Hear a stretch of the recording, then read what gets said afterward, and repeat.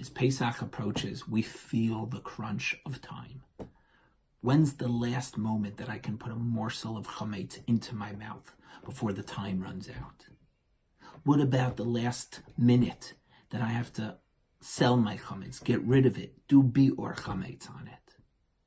What about as the Seder approaches? When's the first opportunity to make Kiddush on the first cup of wine and start the Seder? So many questions that revolve around precise timing. There's a paragraph in the Haggadah that addresses the concern of timing as well.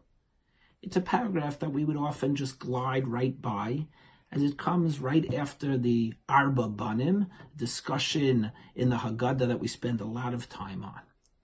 The paragraph begins with Talmud Yachol me Rosh Chodesh, Talmud Lomar Bayom Hahu. That one might think that we can start to fulfill all of the mitzvos of the Seder night. Sipor Yetzias Mitzrayim, Matzah, Dalet Koso, Maror, the works. That we can fulfill those mitzvot not on the 15th of Nisan, but a full 2 weeks in advance, from Rosh Chodesh Nisan onward. Question is an obvious one. Why would we think we can do that? Hashem freed us from Mitzrayim on the 15th of the month of Nisan. That's when we should commemorate this great holiday. That's when we should perform these mitzvot. Why would we think we can do it any earlier, especially 2 weeks early with Rosh Chodesh Nisan? Rabbi Yonasan Sachs offers an interesting answer to this question by pointing us to the Rambam in Hilchos Chametz Umatzah, where the Rambam tells us that it's a mitzvah saseh, a Torah commandment, to tell and relate of the miracles and wonders that Hashem provided for the Jewish people in taking us out of Egypt on the 15th of Nisan. And then the Rambam makes an interesting analogy. Says the Rambam, just like the pasuk by Yetzias Mitzrayim says, Zachor es hayom hazeh asher yitzase miMitzrayim, to remember the day that God took us out of Egypt. It also says, Zachor es yom haShabbos likadsho, to remember the day of Shabbos to sanctify it. Granted, both psukim have the word Zachor in it, to remember Yetzias Mitzrayim, to remember Shabbos. But what is the Rambam's analogy meaning? Why are we comparing Yetzias Mitzrayim to Shabbos? Rabbi Yonasan Sachs suggests the following. We know that by Shabbos, it is a day that occupies a space in our mind all week.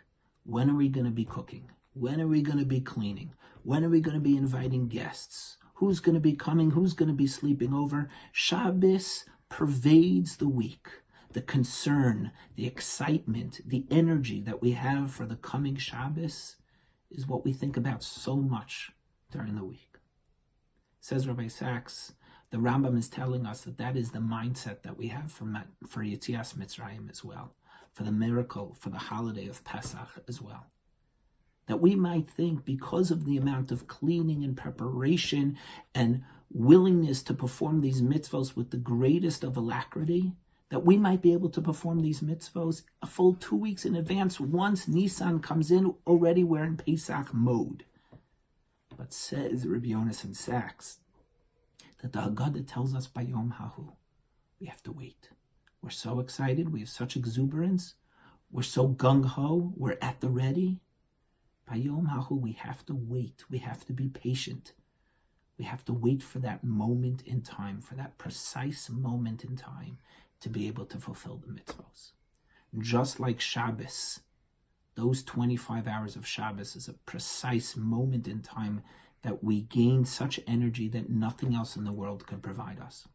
So too, the Pesach holiday, and specifically the Seder night, gives us an energy that can pervade our entire year.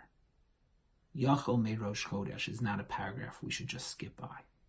It's not just a couple of words that we should say, okay, you know what's in the middle of something. It gives us an understanding of timing. And when things have to be done in their special time, the preparation and the result can be so impactful.